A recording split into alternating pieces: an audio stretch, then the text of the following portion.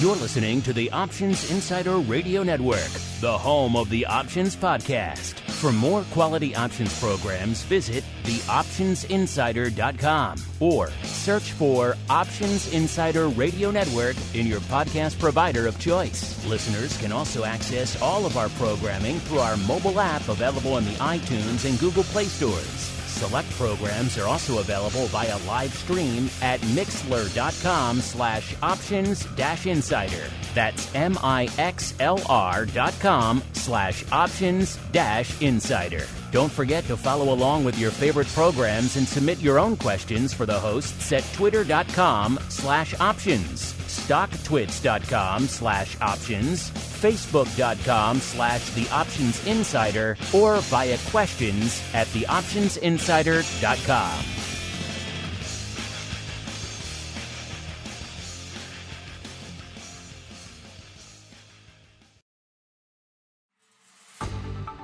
Welcome to Volatility Views, the premier program for volatility traders. Each week, we'll take a deep dive into the world of volatility with in-depth analysis, trading activity reviews, strategy breakdowns, cutting-edge education, and much more. We'll also bring you exclusive conversations with the traders, researchers, and asset managers who are reshaping the volatility landscape.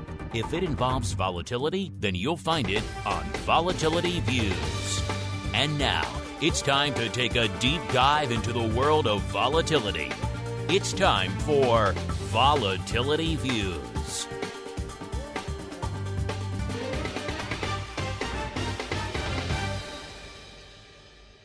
All right, everybody. That music means we are back here on the network one final time for your broadcast week, at least for all you on-demand folks. For your pro folks, of course, we'll be coming back a little bit later for Options Oddities. For all you podcast folks, this is your final show for the week. Yes, it is time for Volatility Views, the premier program for volatility traders. My name, of course, Mark Longo from the THE, OptionsInsider.com, as well as from the network upon which so many of you are binging. If my voice sounds a little off, I think I'm coming down with something. Listen, I'm fighting it. I'm fighting the good fight so you folks can continue to get all of the content you want, nay, you demand, throughout the week. So we're fighting the good fight on your behalf, listeners. If you want to join that good fight, if you like what you hear, throw some stars, a like, a comment, whatever you feel is appropriate at the end of the day. It does help new people continue to discover the content. Volview's getting a lot of love these days as well. A lot of people, I think, coming to the world of options and then graduating to a show like Volviews, and this whole new world opens up to them. Crazy products that erode and explode and all sorts of fun. So if you want to keep that fun partay rolling, throw a rating, a comment, a review. Of course, if you want to go above and beyond, you don't want your broadcast week to end with Volatility Views. You want to come back for some Options Oddities fun. And boy, will there be some fun to break down on the show today. Should be a good one. Only one place to get all things Options Oddities, as well as our great pro Q&As. Just had another great one this week with our buddy, Mr. Rich Excel. We touched on vol as well as just about every asset class under the sun on that one. That was a very far-reaching pro Q&A. You guys can get access to all of that, theoptionsinsider.com/pro, the place to go as we go around the horn, see who's joining us on the old Volatility Views program today. First, let's go out to the dark, the stormy, some might say terrifying. Some might ask, who would live in this hellish landscape known as the shores of Maine? Well, there's only one person. He sits alone in his compound atop his tower with his rifle in hand for the clam pirates. He is the rock lobster himself, Mr. Andrew Giovinazzi from OptionPit.com. Mr. G, welcome back to the show. How go things on the terrifying shores of Maine? They are terrifying. The tide is high. Isn't that that's a Blondie song? I think. Well, I am dating myself there. But anyway, it's a little terrifying. But I have to say this market is getting terrifyingly close to 4,600 if we haven't got there already. Yes, a lot of terrifying things to unpack. And when you're thinking of a terrifying show, only one people. Easy for me to say. I'm getting wonky on all this cold medicine I'm taking. Only one person can join us to help break down all the terrifying madness in the vol market today. Yes, we are joined once again by our volatility man about town. He goes to all the conferences around the world, so you don't have to.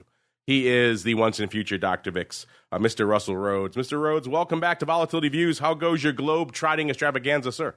My globe trotting goes well. I think I'm home. No, I'm not. No, I'm not. I thought I was home for the rest of the year, but I'm not. I just looked over at my calendar. So a little bit more globetrotting, but nothing very exciting from the last trip. More personal stuff that I'll tell you offline than actionable information. How's that? Oh, we love all the personal info, listeners, as we keep on rolling right on into the volatility review. It's time to break down the latest developments in the volatility trading world. It's time for the Volatility Review.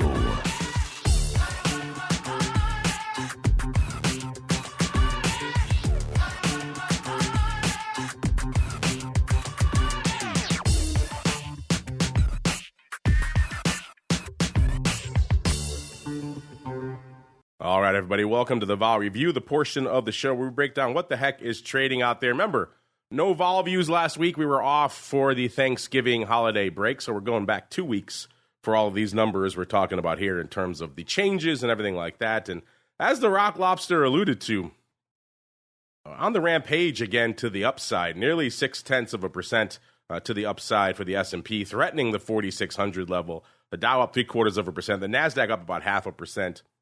And we were kind of looking red coming into the open, then everything has kind of just turned to the green now, off to the rampage. So much so that it's actually carrying products like UVIX back up with it. We need it to go back down. That's what we need. In fact, looking at our pro chat, everyone's saying hello in there, but Nyquil saying, it's final trading day of the week. Let's get it. I'm long UVIX 17 puts expiring today. Let's go. Yeah, I'm sure a lot of people got some UVIX in their back pocket for today. So let's go indeed. A lot of fun to be had out there on the vol market today. VIX cash, when we kicked off the show, back at the level that I've said before, kind of gives me the willies, gives me the heebie-jeebies. It's the 12 handle, 1270 to be precise, when we kicked off the show, down a little over one, about 1.15 points, again, from our last show, which was 2 weeks ago. So net, we haven't done a lot of living in the vol landscape in between, even though we know day-to-day a lot more has happened out there. VVIX, the vol of vols, at about an 86, up about 4 points from where it was this time 2 weeks ago. So a lot to unpack as we go around the horn. We will start with our guest, Mr. Rhoads. We'll get to all your VIX drama in a little bit on Twitter, and we'll get to some of the conference fun. But before we get to all that fun, what's catching your eye this week from an overall vol trades and trends perspective, sir? Well, it's not a vol thing, but it's an important thing. Yesterday I was down in South Bend doing a presentation that's an outlook for 2024 in the markets, which nobody else wanted to do it, so I did it because everybody else is like, I don't even want to be, because it's going to be so difficult to be right.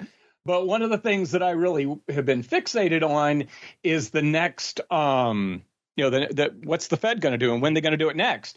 And when I spoke yesterday morning, the derivative markets, according to the numbers off of Bloomberg, the first the first cut was going to be May 1st. Fast forward 24 hours later, and they've got a 63% chance now that we're going to get the first cut in March. And I rarely disagree with what the market is pricing in, but I just really do have a hell of a time seeing that. And I feel like the Fed speakers are trying to talk that stuff down, and nobody's listening to them. Again, this cough medicine I'm taking, knocking me for a loop here. So what is our release schedule for non-farms, Mr. Rhoads? We get it next week. We get it next. Sometime this happens every once in a while. If the first day of the month is on a Friday, and people that work in government don't like to work particularly hard, so they probably took the whole Thanksgiving week off one way or another, and need an extra week to calculate the November non-farm payroll estimate. We did get the ISM this morning, but I don't think that's what's gotten us going. I think what's got us going is it looks like we started to get moving after Powell talked. But if you read what Powell said and then you look at what the market did, you would think that he hadn't said anything. It's I'm very perplexed in this day and age. I want Andrew to get me on the right path here. All right, listeners, when we need someone to get us on the right path, we always turn to the Rock Lobster. Mr. Rock Lobster, sir, the once and future Dr. Vix needs your help. Sounds like I need some more cold medicine. What are your thoughts on everything he's putting down here? On vol, as in like, hey, let's look at vol. Is that what instead of talking about interest rates like I did? But that's what the market's all about now. It really is. I think the thing is, everybody keeps thinking Powell is going to lower rates, and he hasn't done it yet. He stopped raising them because we got to the target that he wanted. But, and this, maybe I know I see it sometimes, but maybe I'm the only one that just thinks this. But, Powell is trying to do one thing, but the federal government seems to be doing another. Like, I don't know how you could run a $2 trillion a year deficit and not, like, I think the bond market is running the rate show. And I don't think they're, I don't think the market is going to let the government run those kind of deficits and not demand interest for them. But we'll see. I could be totally wrong. I think the underlying economy is still running off of the post-COVID. Things were good before the COVID, and then everybody stopped working, and then they started working again. And then they flushed the whole thing with all this dough. So the fact that the economy is working is, it's just what it does. And it's been kind of doing that for 200, 300, 400 years, something like that. So the fact that, there could be economic growth, it's mostly, as a government, I think they kind of screw it up for the most part. Like the COVID thing, we could argue a lot of it, but probably wasn't necessary. But it happened, right? So now we're kind of extricating our way out, and people are finding their footing very slowly, right? We're basically, the market's unchanged for 2 years, give or take. We had that huge move, pretty good move down, wiped out all the gains from COVID in the Q stocks, and now we've regained all that again. So the thought that I think we're talking about rates is because now all of a sudden, I think, Russell, where you're right, Mike, not agreeing with what the numbers say is I think they're forgetting that the government is starting to do something that it really hasn't done, and that's spend an enormous amount. Like, you could say COVID was a reason. That's okay, valid, but in other times we were fighting wars in 2 different countries or something in the beginning of the 2000s. We're not doing that anymore. So you got to think, like, where's all this money going? I don't get any. So I think the interest rate thing is, I think this narrative is a strong thing. And just like other, like, let's say the internet bubble or the 2008 financial crisis or all these other things where, people kind of say, wow, these things are getting kind of pricey, right? But as long as everything is kind of good, nobody cares. And then all of a sudden, everybody started caring about real estate in 2008 and 2009. And then understanding there's some leverage in the system. And then, the dot-com boom, all of a sudden everybody cared that, wow, all these internet companies are priced at really high and they don't make any money. Not only that is they might not have a shot to make any money. So like in a history, where the history is filled with a lot of stuff. So we're at this kind of, I would just call, and I think this is why there's so much, kind of disconnected opinion is the U.S. economy probably working okay. It was working okay before COVID, working okay after, although you could argue that a little bit. But with the insane amount of spending that we're having, I think that's also helping keeping interest rates higher. I'm a Milton Friedman guy, and he's usually right. Inflation is a monetary thing. And I think that's like, because that's 2 very divergent paths. And I think that's why, everybody thinks we're just going to sell off or go to zero, because that government spending uncertainty path is still, it can be fixed, but it's not fixed yet. On the other hand, companies are kind of doing their thing. We're on the cusp of another revolution. I think AI will help a lot of businesses. So you've got on the one hand, you have this another leg of technology growth. Don't know how that's going to turn out, but usually they turn out okay. And then we got this government spending side because they're spending a lot of money and probably not getting a great return for it. And I think that's the divergence we find ourselves. So the bull case puts VIX at 12, right? That's generally where we go.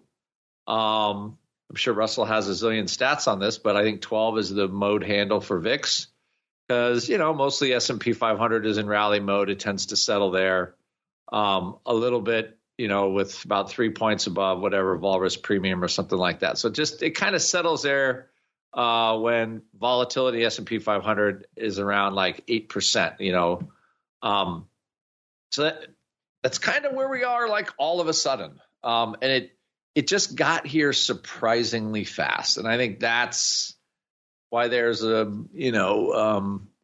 that's why there's some unease because there's such a fast acceptance of how we got here. But it's, and Russell has the numbers, but the fact when we rally and we're near highs for the year, it should not be a surprise that VIX is 12. That's kind of how it works.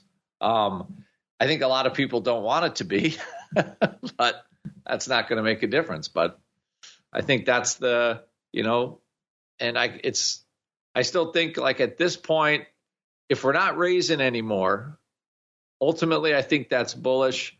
But if he has to cut really fast because things are terrible, I don't think that's very good. So I'm more in the camp of, and I agree with Russell, I don't think he's cutting rates until the government stops spending money. And since I haven't seen the latter, I will stick to the former. So I think that's where we find ourselves. So yeah, we could still rally without any trouble because we haven't really in 2 years. So there's some pent up.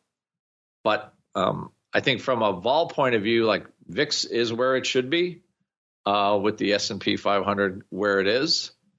And I think people, you know what? You just got to deal with it. You got to deal with where the market is. So I just said I don't fight the market going up because I've been watching it. When I started in this business, the Dow was 2,600. The Dow was 2,600, and it's 34,000 now or something like that. So you would have gone broke shorting it. And there we are. That's my riff for the day on this particular interest rate volatility subject. Let's riff a little bit on some vol events, Mr. Rhoads.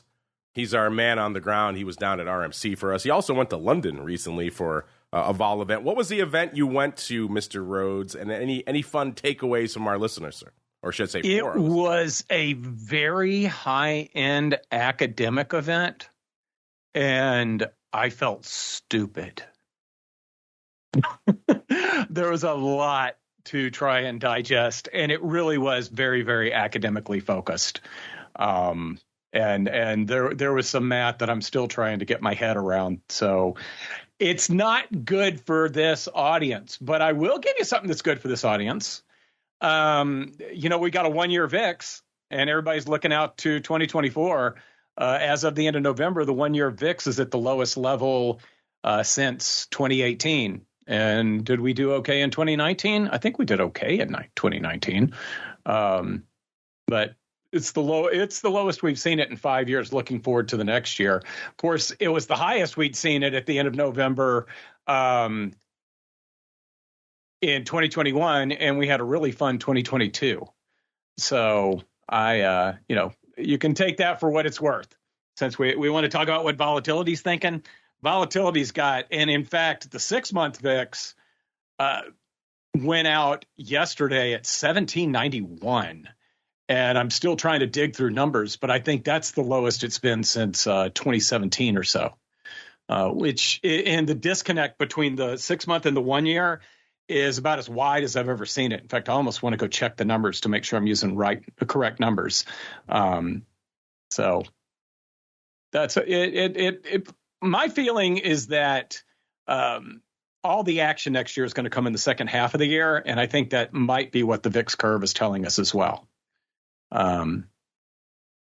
So there. Speaking of what the VIX is telling us, sir, Had a little bit of a dust up, you and one of our buddies on the show, Mr. Jim Carroll. Not so much between you two, but looking at what the hell's going on in VIX land. Jim tweeted out, looks like a little chart of a little, I guess you can call it an intraday spike, a little minute blip of VIX. Looks like it spiked from a high 12 handle all the way up to looks like about 1430 or so. They came right back down. So one of those weird kind of aberrations that we see sometimes in VIX. He put it out there saying, hey, what the F is going on with this? And Mr. Rhoads saw the VIX bat signal and came to the rescue. What were your thoughts on this? I guess you can call it a weird blip, an aberration in VIX we saw this week, sir. Well, we saw what Mark's talking about, and I'll retweet it. I can't type and talk like I used to be able to, so I'll retweet it right after and tag the Options Insider when I do that. But Jim pointed out that we got an intraday spike to the upside on VIX. And then it came right back down, which happens periodically. This used to happen a bit more than it does now. SIBO has put some mechanisms in place to try to smooth it out. But what happens is VIX is calculated every 15 seconds. And if right at that 15-second moment, somebody has done some sort of big trade where maybe they bought a strip of options, it's very possible that the market makers have widened out their spreads at the same time that we're calculating VIX. And VIX is not calculated using last option prices. It's calculated using the midpoint of the bid-ask spread. So if the spread widens out, there's a lot more room to the upside to widen a spread out than to the downside. So the pricing inputs for the VIX calculation get artificially inflated just as the market makers are trying to get themselves back in order. So that happens every once in a while. Somebody did point out on Twitter that it also occurred right before a big economic number, which could be, again, market makers getting out of the way for a short period of time. But that right there, and now I'm going to sound like I'm a shill for SIBO still, but that right there is why I tell everyone that uses VIX as an indicator, likes to keep an eye on it next to the S&P 500 or whatever, have the front month future up as well. And if you see something like VIX jumps a point or two out of nowhere and the future does not react, it's probably a bad tick and might save you from your heart skipping a beat or whatever. Always a good bit of advice. If you're just looking at the cash, remember at the end of the day, this is calculated from something else. Something can go wonky sometimes. The future's always good to have in your back pocket for a rainy day. Speaking of the futures, let's get out there now, listeners. And coming into the start of the show, I know it's going to blow your mind, listeners, but the futures and indeed the curve all lower than it was 2 weeks ago. Coming into the start of the show, we had the DEES future, that front future, down a little over a point, right around 1.15 points from where it was 2 weeks ago. The Jan future, not quite a full point, almost 0.9 to the dark side. So come in for that front portion of the curve, but of course the whole curve settling in a bit as well. If we go all the way out, let's go out to August of next year, listeners. We're still shy of not even a 20 handle, a 19 handle. 1895 is about as high as we get out here on the curve right now. So again, looking like a nice, healthy, I think it was our guest a few weeks ago, Mr. Jim Carroll, Russell's little VIX Twitter buddy there, saying nice, healthy contango. It's still looking pretty contango-esque, to coin a phrase out there. Mr. Rock Lobster, sir, what's catching your eye out there in the volatility surface this week? Well, by our option pit calculation, it is like I would say pretty fairish. It's to just slightly rich from January out. The December is still pretty crushed relative because of the holiday time. It's been trading at a discount. The way I measure it for the last, for a while, months. So nothing really unusual there for when VIX is 1272 for the December future to be $1 over cash is pretty low historically. So this is a little lower than normal, I would say. It usually trades at a discount, but it feels like it was lower this time. And I don't know if it's probably a shortened month or something in there, or shortened time, because I think the future Actually, the December expires on the 20th, so I think it's a slightly later expiration. So I think that might be, it's like instead of the prior week, it's the week following. So that might be a reason. I don't know exactly, but usually it's always like a daily, some kind of a time anomaly that makes that trade like that. But everything else, Jan, Feb, March, all of those are basically where I expect them to be with, all the forward vols are kind of lining up like where they are kind of historically when VIX is in the 12s. Russell's saying more impact with Christmas and MLK expiration of the holidays. So I think, it's usually some days off basically is what it comes down to. It also makes, you would think, so generally when I look at it, the closer, good. So I guessed right. All right. So that's good.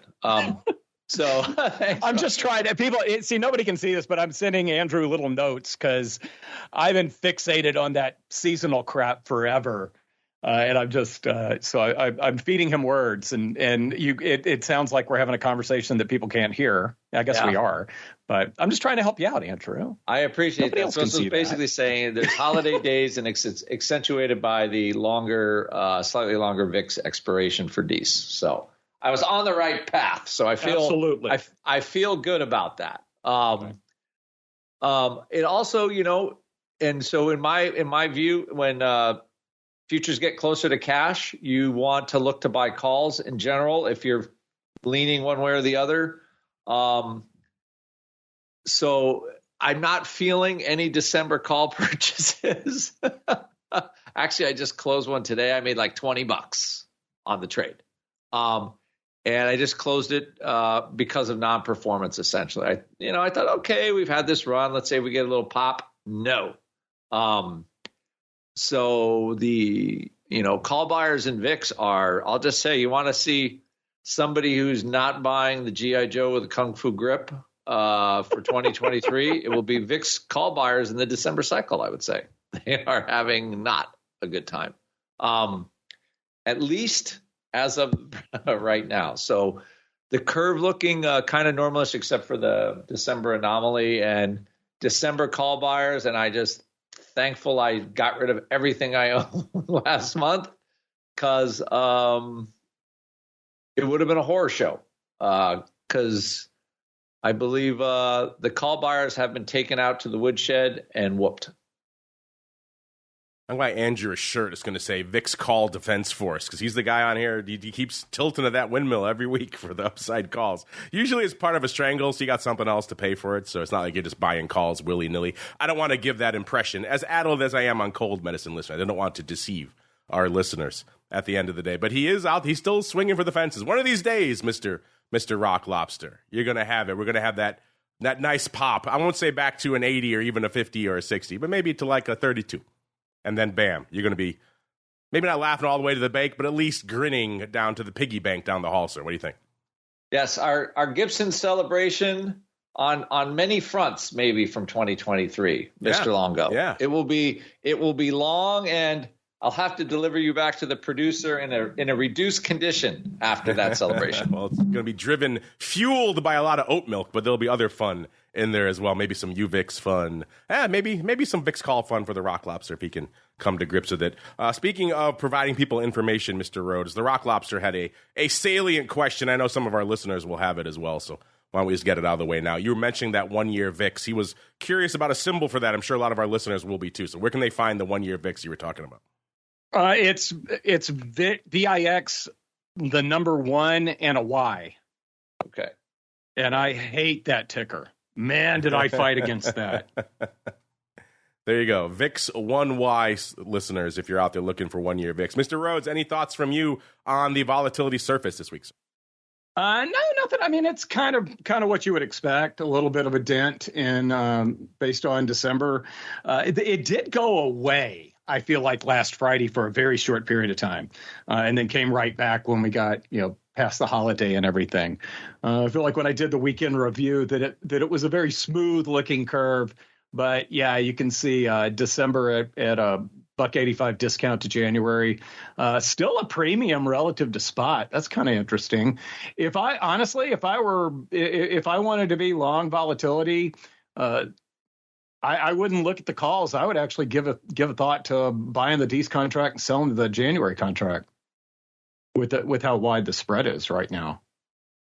There you go, listeners. Maybe a future spread in your near future if you're not down with the Rock Lobster's upside call approach. But to each your own at the end of the day. Since we're talking about the VIX options, let's get out there, listeners. If you're wondering if today is a banger day on the VIX options front, the answer is not really. But then again, it's not terrible, especially when you consider that the ADV continues to drop. It is that time of year, listeners, just coming out of the holidays. Not a ton of paper flying. These markets kind of thin. VIX back down to around 708,000 contracts a day this week. That's down quite a bit from where it was this time last. I think 40-odd thousand contracts from where it was this time last week. And in terms of paper, not a banger day, 432,000. But then again, the ADV is only 708. I say only in air quotes. A lot of products would kill to have a 708,000 contract ADV. But VIX, as we know, was threatening 1 million a day not too long ago. So 432 today. So it seems like you might be on pace to hit that out there. Now, we are kind of popping hard, kind of giving up some of it now. But still, that aggressive upside. At the end of the day, vol is vol. Even if it's to the upside. I know a lot of people don't want to hear that, listeners. But especially all of our UVIX put holders out there in the chat. Let's break down some top 10 positions. And I know Mr. Rhoads is anxious to get rolling on his own personalized segment that we saved just for him with funky music. Well, let's start at number 10, as we are wont to do, listeners, in terms of the size positions that are open right now in VIX options. Number 10, 218,000. If you pay attention to VIX options, that's not small to break into the top 10. Usually you might see $1.50, $1.60, $1.80. 218, nothing to sneeze at. That gets us to the D's 25s. Number 9, 222,000 of the D's 20s. By the way, all calls all the time yet again this week, listeners. No puts to be found anywhere in our top 10. Number 8, 223,000 of the D's 45s. So now we're back to the fun stuff. Number 7, 225,000 of the Jan 28s. Number 6, 228,000 of the Jan 47 halves. I just love that one. That one brings a smile to my face. I'm not sure why. For some reason, the 45s weren't suitable for them, so they had to go to the 47 halves. Number 5, 260,000 of the Jan 25s. Number 4, the comparatively reasonable D's 18s. 269,000 of the D's 18s, again, for number 4. Maybe that's the Rock Lobster, piling into some D's 18s, listeners. A little bit small size for him. Number 3, 326,000 of the D's 40s, so right back up there again. Number 2, 326,000 of the Jan 26 calls. And the number 1 size position in VIX options right now, 343,000 of the D's 35s. Which of those, if any, is your favorite, listener? Which one would you like to have in your back pocket for a rainy day? I'm going to guess maybe the D's 18s, but hey, maybe you're a big fan of the Jan 47 halves. We don't judge here on the show, although we do judge Russell to see how good his segment is. So let's find out now. It's time for Russell's Weekly Rundown. Now, Russell's Weekly Rundown. One more time, listeners. Now, Russell's Weekly Rundown.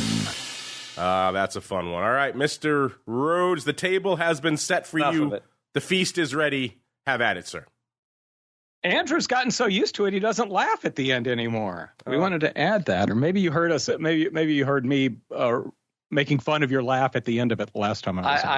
I'd have to mute myself though, because I do start to giggle a little bit. It is. I don't want to be out of character. And if you've never heard this one before, I played it for my kids like 5-10 years ago, and my oldest looked right at me and said, "I don't want to be associated with that." I always thought that was the best line ever. She is a woman of discerning taste. She is. She is. All right, Monday. When I grew up in Memphis, Monday night was wrestling night. If you wanted to fight somebody in high school, you said, "Let's go out to the flagpole Monday night, baby." But Monday in the morning, somebody sold 3,700 of the D's 6th, 15 puts for 105. VIX was at 1282. Why do I hate this trade? Because the break even is 1295. And I don't know. I just would not sell an option, and I might be dead wrong. We may be above 15 on December 6th, and everybody's happy here. But I like to look at shorter dated trades like this relative to the spot, not necessarily the future. And Spot VIX was at 1282 when this trade went off. The break even on this trade was 1295. Now I know that's just 13 cents, but that's not a huge, it's still something that it's one of my little trade rules that I try to avoid. Tuesday, somebody bought, looking out at December 13th expiration, somebody bought 100 of the December 13th 14 puts for 89 cents and sold 100 of the 12.5 puts for 13 cents. Got a net cost here of 76 cents. VIX was at 1287 at the time. The break even for this trade is 1324. So for that trade, if you just bought the puts outright, I think maybe, even if you just bought the puts outright, the break even is higher than where spot VIX was at the time.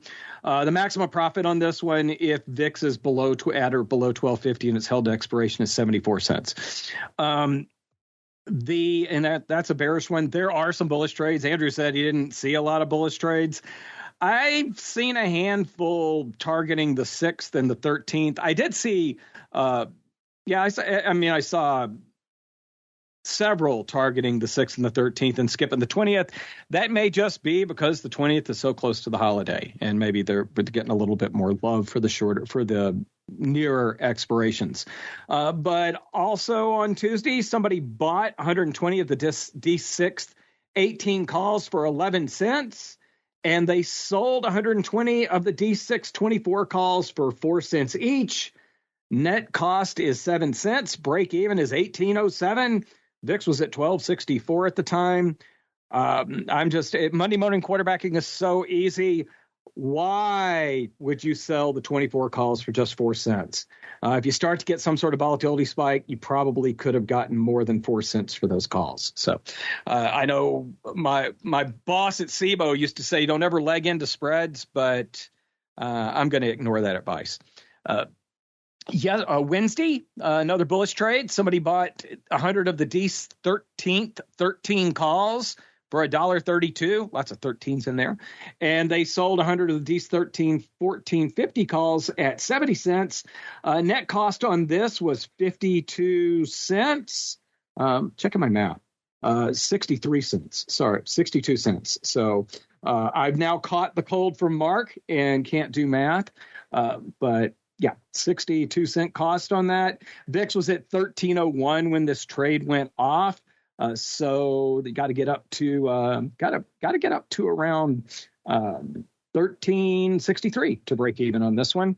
Thursday, just a straight call buy, did in a few lots. Somebody bought 500 of the D6 13.5 calls for 60 cents when VIX was at 1321. And then somebody came in, and I saw this trade in multiple versions. But Thursday, when VIX was a bit higher, when it was up around 1290 or so, somebody sold 1,650 of the D16th 1350 puts for 49 cents. This is an average trade with a lot of different prices in it. They purchased the D6 12.5 puts for 7 cents. They took in income of 42 cents, which is the profit on this trade if VIX is above 13.5 at next week's weekly expiration. Today, when I checked about an hour ago, there was only one trade using weekly options that was over 100 contracts. That's kind of the breakout I use. Somebody bought 100 of the D13th 15 calls like 5 minutes into the trading day, and I lost my underlying VIX price at that time. But I can tell you it was somewhere between 1296 and 1248 because that's the high and low today, which helps no one. Look at you putting that Bloomberg to work, sir. Why did you disparage my call sale for 4 cents? What, you don't like that? You think that's not a good trade? If I'm going to do something like that, in fact, I'm working on some systematic stuff using V-stocks in a white paper right now. And I skip selling anything. I have some systematic approaches, and I just don't sell an option if I can't get at least a dime for it. As loopy as I am on cold mess, I don't think even I would hit a bid on that one right there. 4 cents? What are you doing? No, thank you. Let's see instead what people were up to in the big VIX mothership options this week, listeners. Like we said today, not exactly a banger. 432,000 contracts on the tape. The big dog, though, actually a decent size, most active. We got 51,000 of the D's 13 puts. So some puts making it onto the list, even if not breaking into our top 10 yet again this week. Number 2, right behind it, 50,000 of the Feb 20s. And then 50,000 as well of the Feb 40s. Looks like we might have a Feb 2040 vertical going up out there. Let me just see if I can check really quickly if my machine will work with me here, listeners.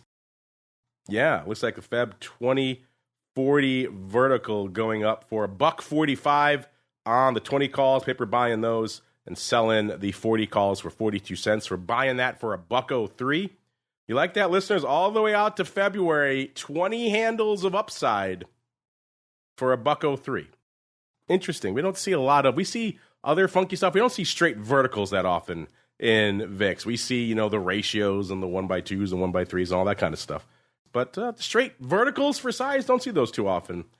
Interesting. Feb 2040. I like that better than selling the 24s for 4 cents, whatever those were there. So, yeah, there we go. That's why we have any paper today, listeners. This spread went up pretty much about 100,000 contracts. After that, it falls off a cliff, 18,000 for number 4 of the D's 14 puts. And rounding out the top 5, 15,000 of the D's 21s. Before I keep rolling, Mr. Rhoads, what are your thoughts on that Feb 2040 for $1.03, sir? You like it? You a buyer? Are you sold to you? I like it. Yeah, I don't hate that either. That one kind of left out of me. And I like it for a lot of reasons. That trade's going to work out if they don't. And I know this is a February trade, but if all of a sudden the odds drop and it looks like we're not going to get a rate cut in the first half of the year, that trade's going to do beautifully because the stock market is really hanging its hat on lower interest rates 4 months out now.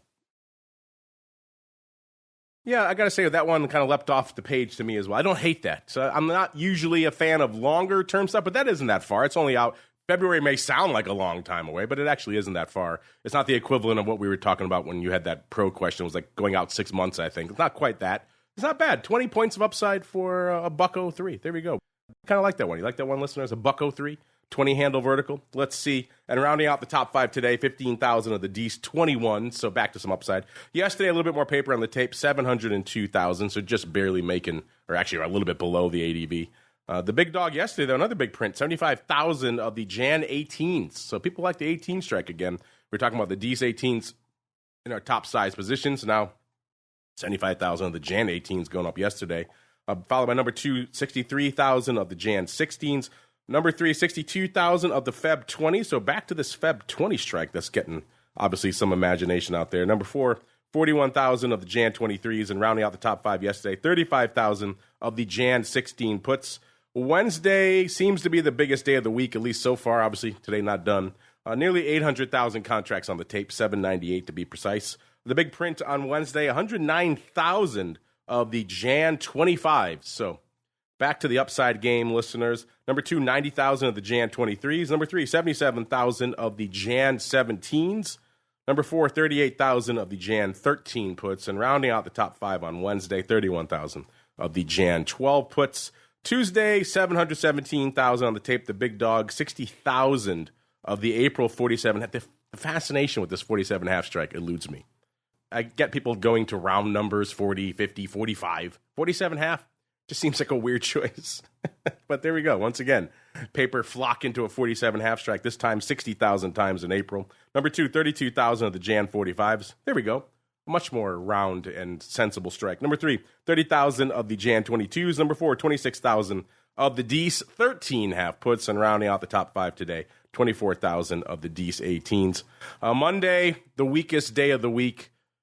407,000 contracts on the tape. We're pretty much past that already today, listeners. 30,000 was the most active contract. That was the Jan 14 puts, followed by number 2, 19,000 of the D's 14 puts. Number 3, 18,000 of the Jan 25s. Number 4, 18,000 of the the D's 18s. And rounding out the top 5 on a pretty weak Monday, 17,000 of the May doubles, the May 55s. Haven't seen a double strike go up in a while, let alone out to May. Mr. Rock Lobster, anything catching your eye out here in the VIX options this week? And what are your thoughts on that size Feb 2040 for $1.03? You like it or are you sold to you? No, you know what I was looking at? I kind of like, I like buying those long-term spreads in VIX. They don't decay, like, so if you're going to do anything like that, those spreads, like the decay on them is 0. Now they don't do anything unless VIX really blows up, but you don't pay a big penalty, for buying those spreads. And I love VIX call spreads for $1 or less. That's kind of my magic number when looking for stuff. I don't like spending big dough on VIX options because that also tells me that likely I'm buying vol too high and it's just all going to wither and die on me. So I like trades that are in the dollar range in VIX because little $1 options tend to grow into big options. So anytime, you could and that's what I think spreading works well on this product because it gets your entry price really low. So will they have a shot to sell that spread higher? I think I agree with those. Probably likely. You could be watching some paint dry in the short term, but at least the decay is like pennies a week, so not that big a deal. Yeah, I was giving you a hard time earlier for your VIX upside love, but that one I don't hate as much as some of the others for a lot of the reasons you just laid down. Maybe a product you love, maybe a product you hate, listeners, is SVIX. About 34.80 when we kicked off the show. Still hanging out around there, up a little over 2, about 2.3 points from our last show a couple of weeks ago. Not lighting up the world today, only 2,000 contracts on the tape. Not lighting up the world in general. The ADV coming back down. It's back below 4,000 again. It's down to about 3,100 a day. That's down another 700 from our last show. So, again, it is that time of year, but a lot of people, I think, were hoping for SVIX to maybe get a little bit more action out there on the options front. And a lot was going on. Mr. Rhoads, the last time you joined us on the show, you kind of opened up a whole can of worms about SVIX changing their holdings. Of course, SVIX traditionally utilizes the futures, listeners, to approximate their inverse VIX product. They added a caveat that they were going to start potentially utilizing the options. A lot of us here, for obvious reasons, assumed they were going to be the VIX puts. But Russell did mention on the show last time he was on, there's no certainty for that. And a lot of you, second the show hit, a lot of you wrote in saying, look, it's not the puts, it's the calls. And yeah, so we saw that. And a lot of you have been watching this as well. It's kind of become a little bit of a de facto sport, if you will, out there amongst VolTwit of watching what the hell SVIX is up to with their holdings. They had the D's 27s. It seemed like they bailed on them. And then now it seems like they are back into them again. In fact, the most recent data as of this morning shows about 29,500 of the D's 27s back in their holdings, along with some Jan and D's futures out there. So kind of interesting. I was kind of surprised, like a lot of people, Russell, to see that they were calls, and then B, that they did seem to get out of them and then get back in. So I know you've been watching this. I know you've been corresponding with a lot of folks out there on VolTwit about this issue. Got a lot of people all up in a tizzy out there. What are your thoughts on this evolution we're seeing in SVIX, sir? Well, first, they never got out of them. I don't know, because I have like the daily data, and I think it was just a mistake on filing one time, because that position has done nothing but grow. Okay, I was going to say that makes no sense why they would get out and get back into the same thing. And the position has grown. It's funny. I wasn't even thinking about talking about this today. I was actually just, for curiosity's sake, looking at it. But another one of the beautiful things about my Bloomberg is it gives you the daily holdings of active ETFs. So you can go backwards and see when they bought and sold stuff. And they started out on the 14th. I think on the 13th, they bought 15,400 of the D's 27 calls. And it's really funny, when they did that, I was over in London. I was actually talking to a VIX V-Stocks trader, and he said people were mirroring what they did after they saw what they did.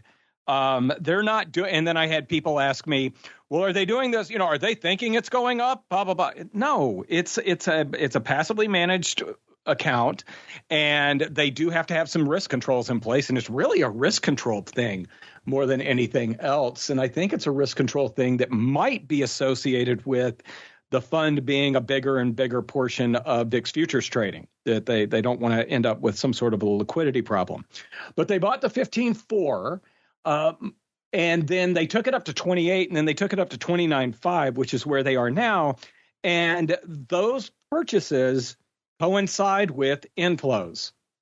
So basically, when the two times, the first time they did what they said they were going to do, the two times they've increased the position has matched up with flows. So it's almost just a rebalancing and not some sort of super bearish opinion now on what might happen in the VIX market.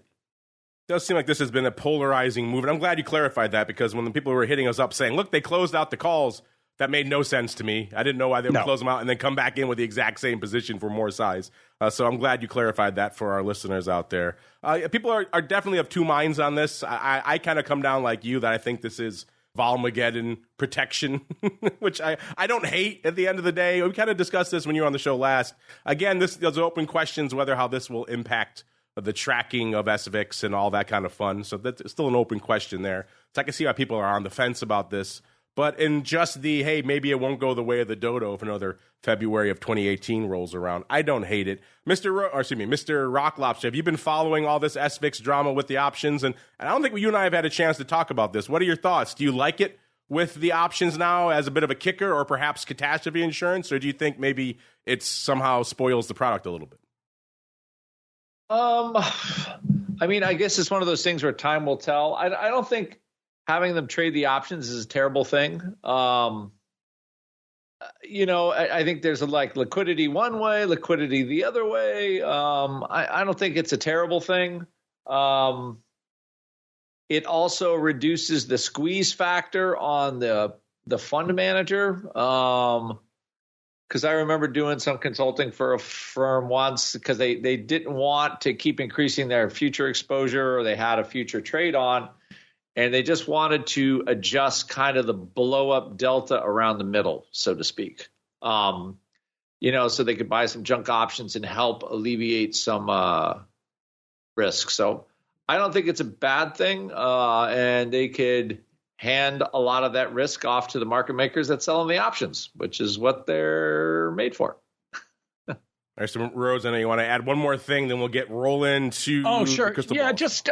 I was just going to say, I never shut the heck up about SVIX, and I talk about how much I like the product and how it's something that I always have a position on, and I trade options around it. I'll tell you, I feel a hell of a lot better knowing they own those calls. Yeah, if you're going to rock the underlying, yeah. And then the other part of it is, why would I hedge my position now if they've got a really nice hedge on? There you go, saving you the money.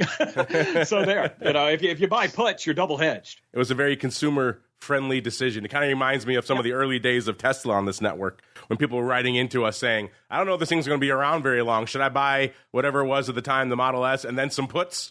That was the conversation everybody had, but they were kind of trying to self-insure Tesla going the way of the dodo. Now you don't have to do that with SVIX, listeners. It's done for you. I believe SVIX is creating like little funky back spreads, little strangles.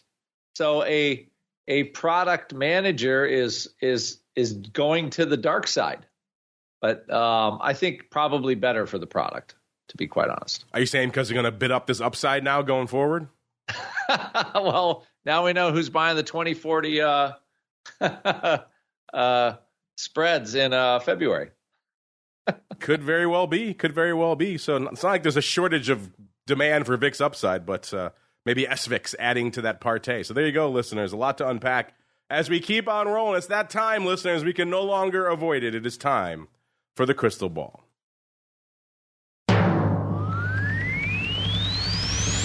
It's time to peer into the future and reveal what the volatility gods hold in store. It's time to look into the crystal ball.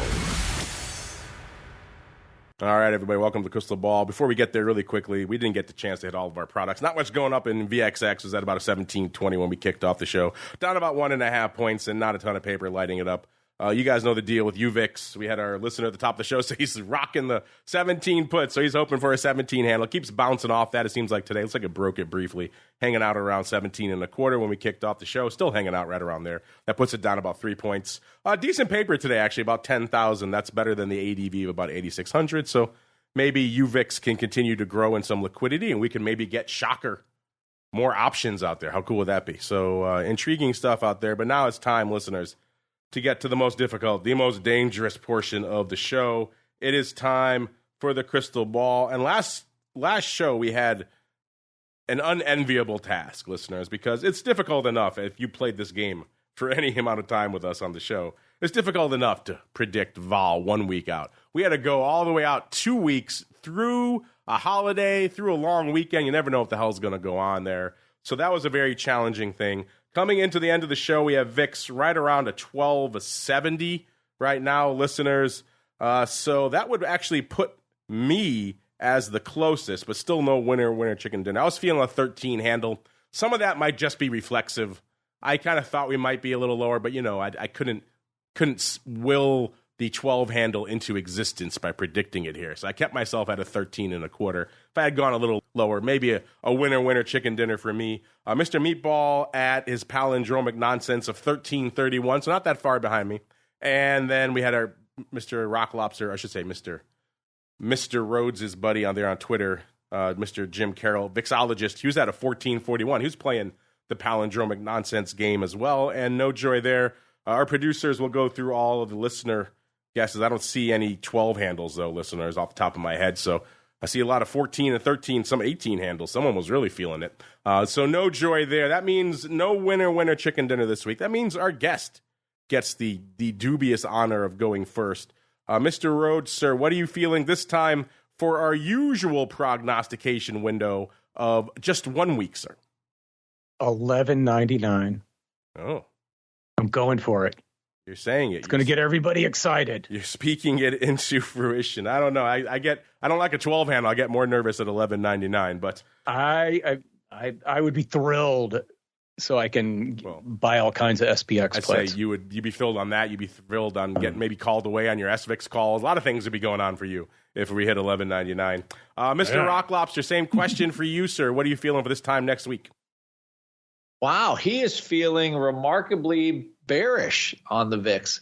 I think a little seasonality, a little this, a little that. I definitely think we're lower. I'm not as bearish as Russell. Although I would be thrilled to death if he was correct.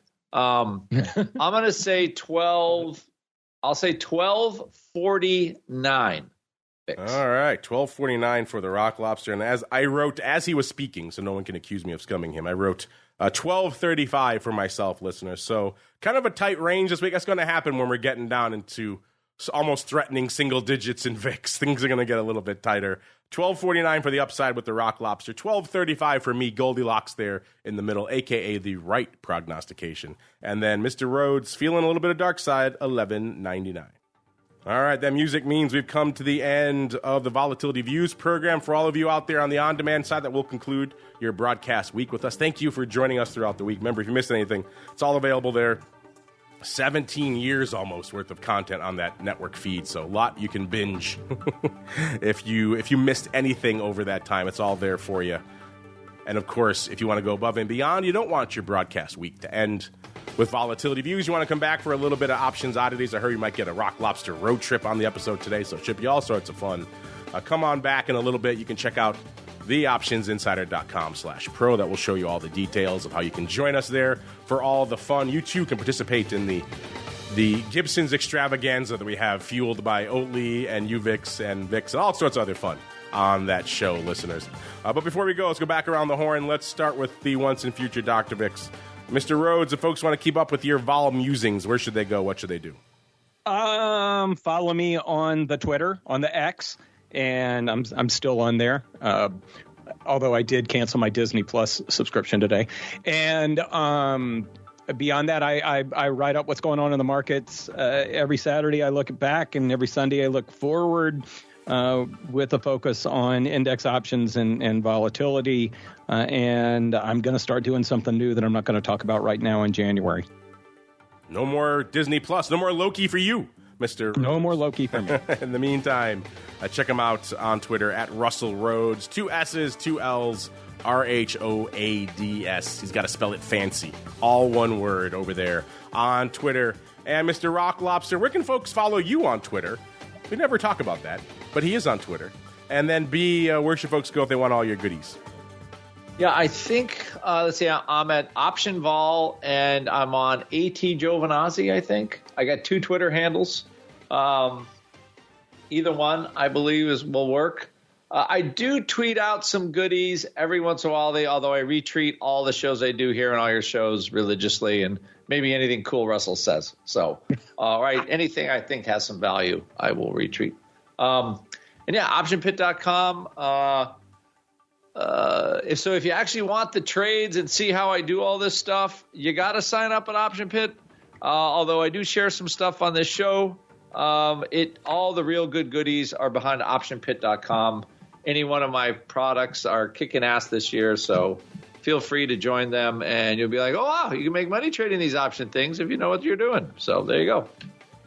There you go, optionpit.com, the place to go to learn more. Give them a follow on the old Twitters as well, at OptionVol. Some fun musings there from time to time. Also a lot of retweets. That is going to do it for us on the network today. Like I said, back again in a little bit for Options Oddities. You can find that on the Pro if you want to learn more. Then back again on Monday for the old OB, and all the way through till next Friday, another episode of Volatility Views.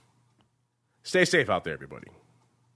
You're listening to the Options Insider Radio Network, the home of the Options Podcast. For more quality options programs, visit theoptionsinsider.com or search for Options Insider Radio Network in your podcast provider of choice. Listeners can also access all of our programming through our mobile app available in the iTunes and Google Play stores. Select programs are also available via live stream at mixlr.com/options-insider. That's mixlr.com/options-insider. Don't forget to follow along with your favorite programs and submit your own questions for the hosts at twitter.com/options, stocktwits.com/options, facebook.com/theoptionsinsider, or via questions at theoptionsinsider.com.